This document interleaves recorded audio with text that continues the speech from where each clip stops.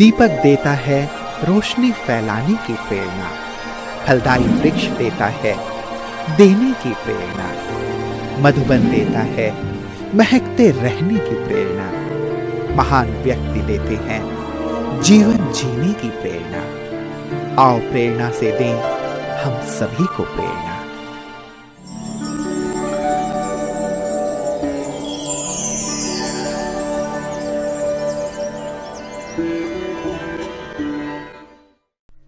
भद्रक ओडिशा राज्य का एक शहर है। ये शहर भद्रक जिले का मुख्यालय भी है। किंवदंती के अनुसार शहर का नाम देवी भद्रकाली के नाम पर रखा गया है, जिनका मंदिर सालंदी नदी के तट पर स्थित है। भद्रक ब्रह्मा कुमारीश्वरी विश्वविद्यालय की मुख्य संचालिका हैं मंजू दीदी जी। आपका जन्म 1955 में पारादीप में हुआ। बचपन से ही आप समाज सेवा में विशेष रुचि रखती थी। आप सर्वस्नेही और सहयोगी हैं। निस्वार्थ सेवा, सहज स्वभाव आदि दिव्य गुणों से आप परिपूर्ण आत्मा हैं। 1982 में आपको ईश्वरीय ज्ञान की प्राप्ति हुई और 1983 में अव्यक्त बाप दादा से आपने ईश्वरीय मिलन मुलाकात की। बाप दादा एवं दादियों से प्रेरणा लेकर 1985 से ईश्वरीय सेवा में आप पूर्णतः समर्पित हो गए। तब से आपने कटक, बालेश्वर, भुवनेश्वर, बारीपदा आदि स्थानों पर अपनी सेवाएं प्रदान करते हुए 1999 से भद्रक में स्थायी रूप से अपनी सेवाएं प्रदान कर रहे हैं। जन जन को ईश्वरीय संदेश देते हुए आपने अनेक कार्यक्रम आयोजित किए। दीदी जी के नेतृत्व में 500 से भी अधिक विद्यार्थी ज्ञान योग से भरपूर हो अपने जीवन को दिव्य गुणों से संपन्न कर रहे हैं।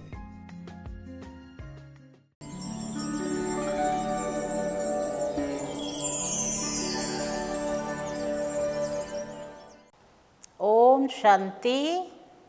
हमारी बचपन 1955 में उड़ीसा में कटक जिला में हुआ था। जब भी हमारी जो गांव है वो पारादीप पोर्ट की पास में ही है। वहाँ पर जब हम घर में थे, पापा मम्मी और हमारा भाई बहन वो सब थे, लेकिन हमारे मन में ये थी कि हम जरूर कुछ सेवा करें, अपने पैर में खुद ही चले, किसी के ऊपर हम निर्भर नहीं करें।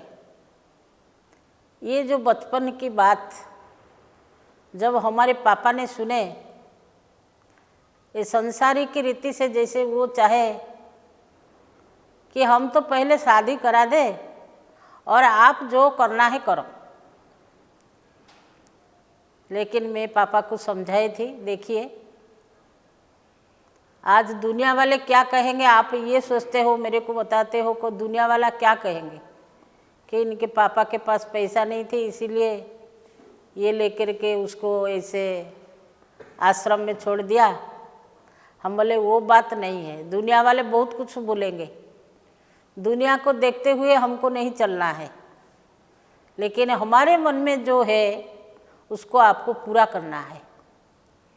इसलिए पापा ने राजी हो गए। हमारी और एक छोटी बहन वो जो एमएससी किया था, फर्स्ट क्लास स्टूडेंट, लेकिन हम थे थर्ड क्लास स्टूडेंट। मैट्रिक हमारा थर्ड क्लास हुआ था। मेरे को यही मन में थी, तो हमने तो थर्ड में गए, फिर क्या करेंगे, जीवन में कुछ कर नहीं पाएंगे। लेकिन ऐसा समय आई जो एक बार चांस मिला जो आप फिर दोबारा पढ़ सकते हो। हमने पहले राउरकेला में इसके डीएवी पॉलिटेक्निक में डिप्लोमा किया था इलेक्ट्रॉनिक्स एंड टेलीकम्युनिकेशन में। फिर हमको दोबारा चांस मिली कटक में जो सिविल करने के लिए। हमने उसमें राजी हो गए। जब कटक में हम ये पढ़ाई कर रहे थे, जब भी हम कॉलेज में जाती थी, लेकिन यही सफ़ेद ड्रेस में ही जाती थी। सब मेरे को यही बोलते थे, तुम क्या ये संसार में परिवार नहीं बसाओगे? हम बोले हमारा परिवार बहुत बड़ा है। जब कटक में पहले ज्ञान मिली, हम उसी समय फिर पढ़ाई कर रही थी। पढ़ाई के साथ हम आश्रम में रही। आश्रम में जो सेवा है वो सब करती थी, लेकिन छुट्टी का दिन में। इसी बीच में जब हम मधुबन गए, मधुबन में जब बाबा मिलन से पहले हमारा जो बड़ी दादी थे, दादी प्रकाश मणि, उन्होंने एक बार रखे, कौन चाहते हैं अपना जीवन बनाने के लिए, एक दृढ़ संकल्प का समारोह वहाँ मनाया गया। तो वो दृढ़ संकल्प के जो बहनें बैठे 111 बहनें, तो मैं उसी में ही थी। दादी उसी समय से मेरे को अच्छी तरह से पहचानती थी जी। चलो, जब कटक में प्रोग्राम हुआ, सब दादियाँ आए। उन्होंने हमको उड़ीसा में पहली बार समर्पण कराई थी 86 दिसंबर 26 तारीख को। उड़ीसा में पहला समर्पण हमारी हुई। हम 4 बहनों का समर्पण हुआ था। हम 2 बहन और 2 बहन, सभी अभी बाबा का ज्ञान में है, चलते हैं, सब दूसरी दूसरी स्थान पर है। लेकिन हमारे जब गवर्नमेंट का नौकरी थी, इसी बजाय मेरे को ट्रांसफ़र में हम 2-4 स्थान गए। जैसे भुवनेश्वर में गए, तो भुवनेश्वर में हमारी जो दादी थी, संदेशी दादी, तो संदेशी दादी हर बात में मेरे को आगे भी रखती थी। उसी समय मैं और रानी दीदी मुजफ्फरपुर की, वो दोनों ट्रांसफ़र में आए थे। ये ट्रांसफ़र बाबा ने करवाए थे। सब बहनों का आश्रम के साथ लगाव हो जाती थी, इसीलिए ये बाबा की तरफ से ट्रांसफ़र हुई थी। तो हमारा नौकरी के कारण हमको और दूसरी जगह बाहर नहीं भेजे, लेकिन सब बहनें बाहर गए। हमारी बड़ी बहन जी जो कमलेश दीदी, वो भी बिहार गए थे, तो बिहार वाले यहाँ आए थे। ऐसे जब समय मिली भुवनेश्वर में दादी के साथ, दादी हर बात में बोलती थी मंजू को बुलाओ, तो उनके सीट के पास में मेरा सीट डालती थी। इतना दादी के साथ प्यार थी। अभी तक भी दादी के साथ जो बहन रहती है, गीता बहन, वो भी बोलती है कि दादी बोल करके गई है भद्रक वाली मंजू को हर बात में बुलाना। तो ऐसे ही समय जब बीतता गया, तो समय के साथ साथ हमारी मन में भी कुछ ऐसे आई जो मैं जहाँ जाऊँ वहाँ सबू को बाबा का ज्ञान कैसे मिले, कोई एक नहीं रह जाए जो वो बोले मैं तो बाबा के बारे में जानती नहीं। जब 99 में उसी समय फ्लड हुई थी, चारों तरफ पानी घिर गई थी, तो सबने यही सोचा ये लोग है कि नहीं। हमको भाई बहन सब देखने आती थी, ये है कि नहीं, इनके पास कुछ राशन वगैरह है कि नहीं, ये सब ला करके देते थे। लेकिन हम बड़े मज़े में थे, बाबा साथ में है, इसलिए कहते हैं जब बाबा साथ में है डरने की क्या बात है। आज भाई जी ने हमको याद दिलाते हैं बचपन का दिन, कहते बचपन को कभी भूलना नहीं है। तो ऐसे ही परमात्मा ने जब बचपन की याद दिलाते हैं, तुम बच्चे क्या थे, अभी क्या बने हो और क्या बनने चाहते हो। हम बनने क्या चाहेंगे, हमने जो करेंगे हमको ज़रूर उसके बारे में पता होना चाहिए, और जो मिलेगा वो भी पता होना चाहिए।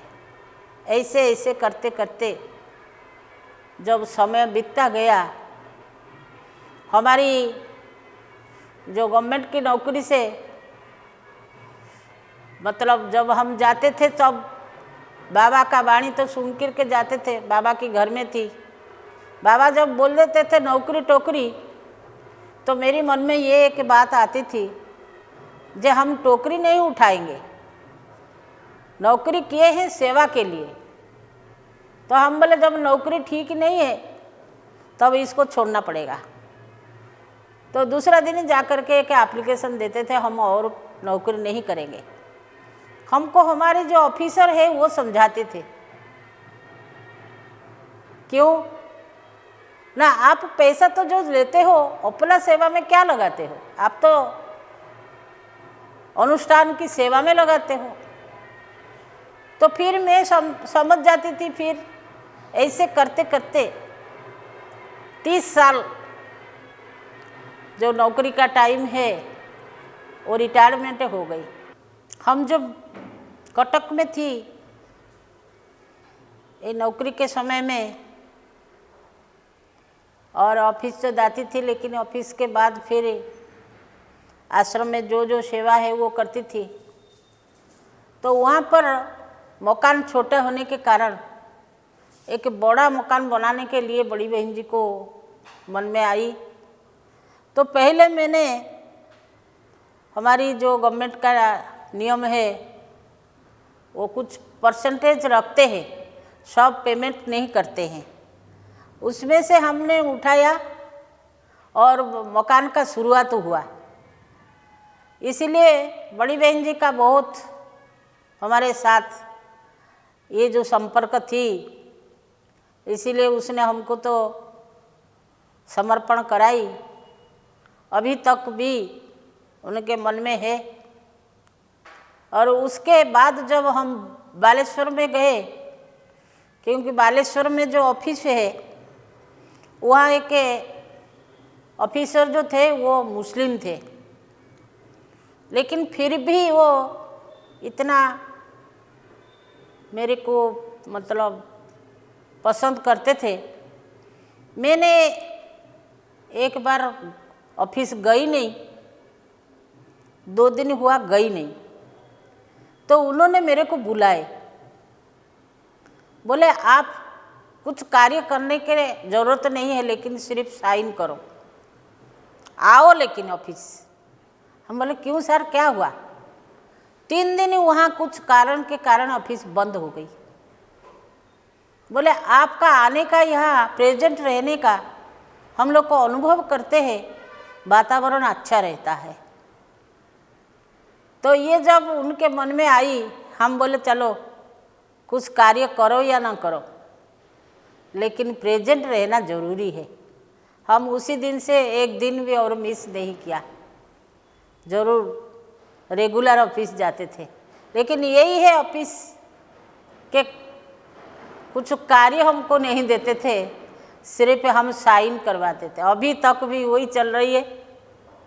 जे बाबा हमारे कर्म को ऐसे देखे हैं, मन में मेरे को यही समय टू समय आती है, बाबा क्या मेरे से देखे आज इतना बड़ा कार्य कर रही है। ये ज्ञान मिलने का ये जो मन में है, रात दिन मेरे को वही चलती थी। हमारी जीपेप में जितना पैसा है, हम बोले क्या करेंगे रख करके, आज है कल नहीं रहेंगे, वो पैसा का वैल्यू क्या है। तो बाबा जो चाहती है हमसे करवाने के लिए, हम उसके लिए तैयार हैं।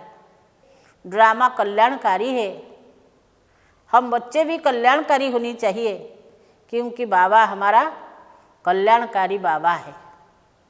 जो बाबा संसार में आ चुके हैं, लेकिन सभी अभी तक ढूंढते रहते हैं, बुलाते रहते हैं, आओ आओ, लेकिन भगवान आ गए हैं ये अभी तक पता नहीं है।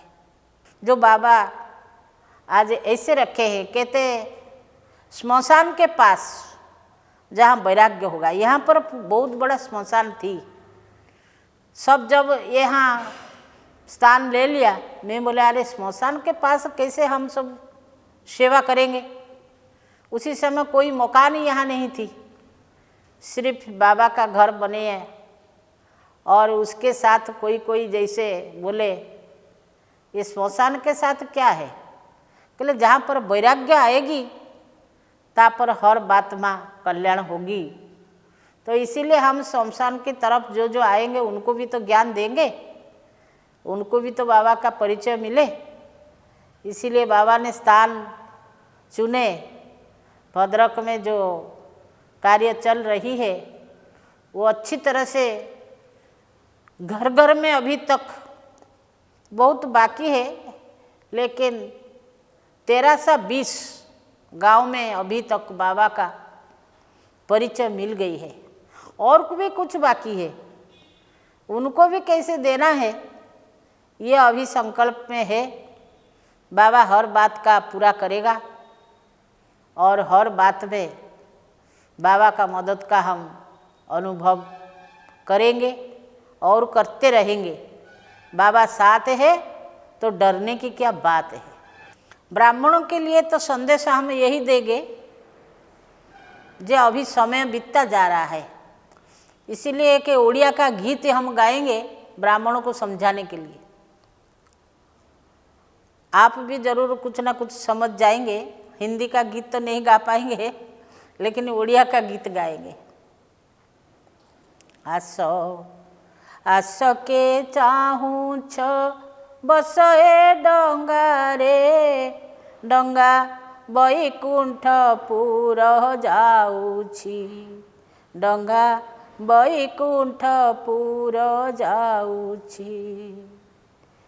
एठी से ही निराकार नाउरी साजिछि, एठी से ही निराकार नाउरी साजिछि, पारी करी देव कहूछि।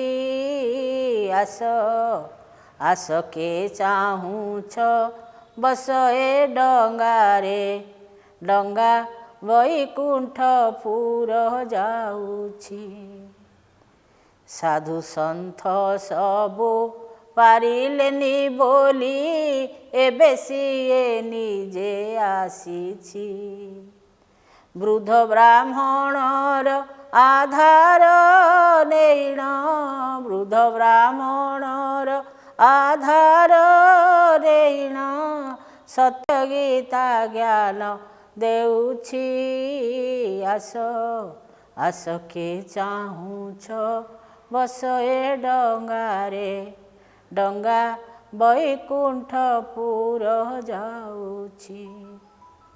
कौन चाहता है आइए, इस जो नाव में परमात्मा खुद आए हैं हमको पार कराने के लिए। जाएंगे तो हम वैकुंठपुर जाएंगे। कहते वैकुंठ जहाँ कंठ तक वैभव भरपूर है। जो दुनिया थी सतयुग दुनिया, ये कलयुग के बाद जो सतयुग दुनिया आ रही है, उसी दुनिया में जाने के लिए परमात्मा भी नाव लेकर के आए हैं और चाहते हैं तुम इसमें बैठिए, हम आपको पार लगा देंगे। क्योंकि दुनिया में जितना साधु संत महात्मा, वही कोई इसको नहीं कर पाए कि हमको वैकुंठपुर तक ले जाने के लिए, सतयुग को लेने के जाने के लिए। लेकिन परमात्मा खुद आए हैं।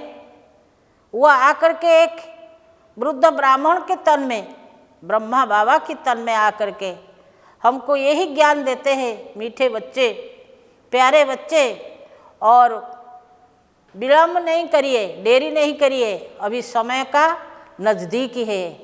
जो करेगा सो पाएगा।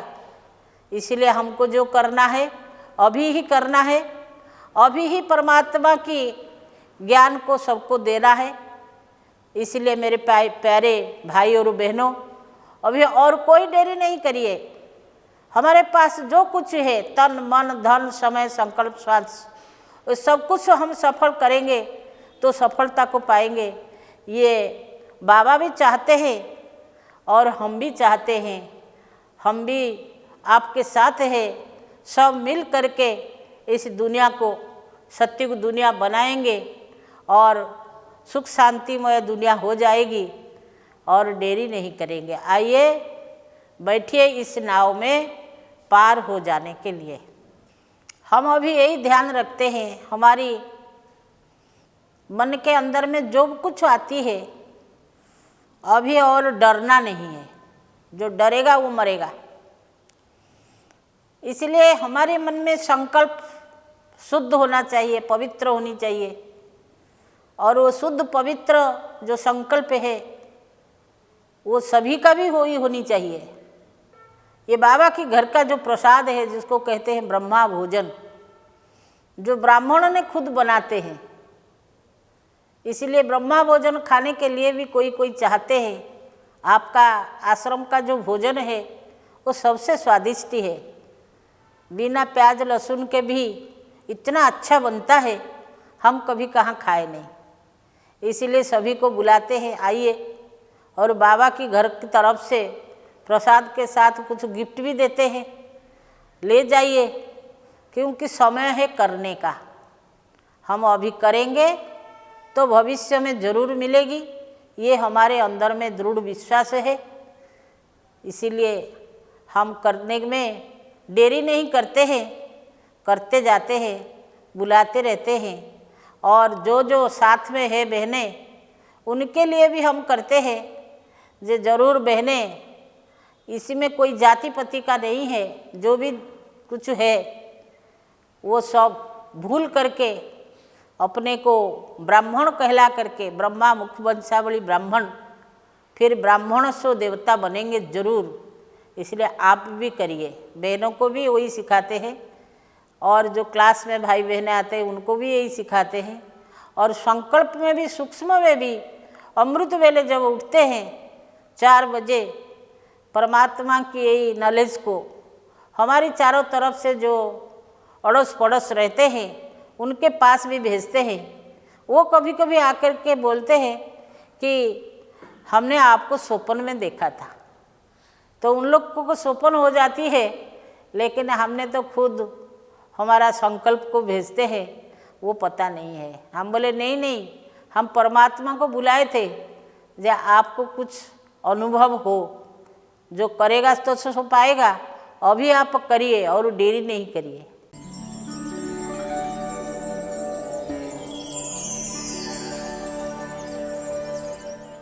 भद्रकाली के मंदिर में जो जड़ मूर्ति है काली माँ की, उसमें काली माँ कृष्ण, छोटा कृष्ण को गोद में लिए दूध पिलाती हुई दृश्य है। पूरे संसार में कहीं पर नहीं है। और वाकई मैंने ऑब्ज़र्व किया, हमारी दीदी जी, पर्सनालिटी जो है दीदी जी की, इट इज़ सेम। मतलब मैंने जो फील किया है, she is very very very lovingly, very motherly. जो मातृत्व है वो उनके व्यवहार में छलकता है, पर simultaneously she is very strict. कुछ भी आपने गलत कर दिया ना, वो आपको बिना डांटे नहीं रहेंगी, आपको सुधार के ही रहेंगी वो। तो ये उनके अंदर विशेषता, खास करके पावन धाम के निर्माण के समय हमने देखा कि वो बहुत, जहाँ भी कुछ काम गलत होता था वो बहुत काली रूप धारण करती थी, और जहाँ देखा भाई सब बहुत अच्छी तरीके से सेवा कर रहे हैं, वो माँ बन के खिलाती भी थी, पिलाती भी थी, हर चीज़ की पूछती भी थी। दीदी के विशेषता मेरे अच्छा लगती है, जैसे माँ जैसा मेरे को पालना देते हैं और सभी बहनें को आगे बढ़ाते हैं। एक बल एक भरोसा बाबा देकर मेरे को आगे बढ़ाते हैं। और दीदी के पास इतना सच्चाई सफाई रहती है, अपनी खुद सच्चाई सफाई और सभी बहनें को सच्चाई सफाई करने की तैयारी करते हैं। बड़ी दीदी मेरे को पहले जैसे मेरे को बैच पहना है, एक माँ की तरह बैच पहना है। और ऐसे जैसे मेरे माँ मेरे को प्रेम करता है, मेरे को ढूंढता है, और बाप की तरह जैसे शिव बाबा मेरे को उनके माध्यम से मेरे को खींचते हैं। एनजी के अंदर वो विशेषताएं मैंने देखी कि वो विशेषताओं को ही, अनेकों के अंदर जो विशेषताएं हैं वो विशेषताओं को वो बढ़ाती थी। कि छोटी सी भी विशेषता अगर किसी के अंदर हो तो वो उसको उठाती थी। मानो गीत गाने की कला किसी के अंदर, किसी के खाना बनाने की कला है, तो वो थोड़ा बहुत भी अगर जानता था तो उसको बोलते थे नहीं आप करो। वो कुछ नहीं जानते हुए भी थोड़ा सा भी जानता था और उसको वो प्रोत्साहन देती थी। मंजू दीदी वो सबकी विशेषता देखते हैं, सबको आगे बढ़ाने की शक्ति उनमें है। वो बहुत सबको लाड प्यार करते हैं और सबको वो आगे बढ़ा, कैसे सब आगे बढ़ें और बाबा के ज्ञान में अच्छी तरह चले, वो ऐसे ही सबको प्रेरणा देते हैं। दीदी कहा जाए तो बाबा दीदी को ही माध्यम बनाए हैं मुझे इस पथ पे चलने के लिए। माँ जैसे हर स्थान पे दीदी आगे आ जाते थे। कभी भी मेरे साथ कोई भी पेपर हो, दीदी हमेशा खड़े रहते थे। मेरे पापा पहले तो ज्ञान में नहीं थे, अभी भी ज्ञान में नहीं है, लेकिन सहयोगी हो गए हैं। जब मेरे साथ कोई भी विघ्न आता था तो दीदी खड़े होके बताते थे और पापा को समझाते भी थे। दीदी के अंदर जो विशेषताएं हैं, एक हर सभी को संजो के रखना, हर बहनों को आगे बढ़ाना। दीदी ने मेरी कमजोरियों की भी पकड़ लिया कि मेरे में थोड़ा दृढ़ता की कमी है, थोड़ा आत्मविश्वास की कमी है, जो दीदी ने मुझे यहाँ आकर सिखाया कि दृढ़ बनो, जो भी संकल्प लेते हो दृढ़ता से लो, सोचो तो दृढ़ता से आत्मविश्वास रखो अपने मन में। दीदी ने मुझे बहुत हेल्प किया और दीदी को देखते ही यहाँ आकर ही मुझे बहुत अच्छा लगता है। मंजू दीदी का सानिध्य मुझे बहुत अच्छा लगा। मैं अपने आप को कॉन्फिडेंट फील करने लग गई और ईश्वरीय ज्ञान से मुझे अंदर आंतरिक बहुत अच्छा लगा, फील होने लग गया। और धीरे धीरे मुझे कहीं कहीं लगता कि मैं कुछ नहीं कर पाऊँगी, नहीं है, तो मुझे लगता बाबा मेरे साथ है। दीदी का मुरली सुनती थी, दीदी के कहे हुए वाक्य बहुत अच्छे लगते थे मुझे। और जिस दिन मैं मुरली सुन के यहाँ से जाती थी, मेरा मनोत्साह बहुत बढ़ जाता था। दीदी जी जो है सबको बहुत प्यार से सेवा के लिए, आगे बढ़ने के लिए सहयोग देते हैं। बाबा और सेवा, उसके सिवाय और कुछ नहीं, ये पक्का निश्चय है। कोई भी परिस्थिति आता है तो सेवा की जो उमंग उत्साह है दीदी जी के पास, उसमें सब कुछ, जैसे कि जो भी परिस्थिति है, समस्या है, वो ठहर नहीं पाती है।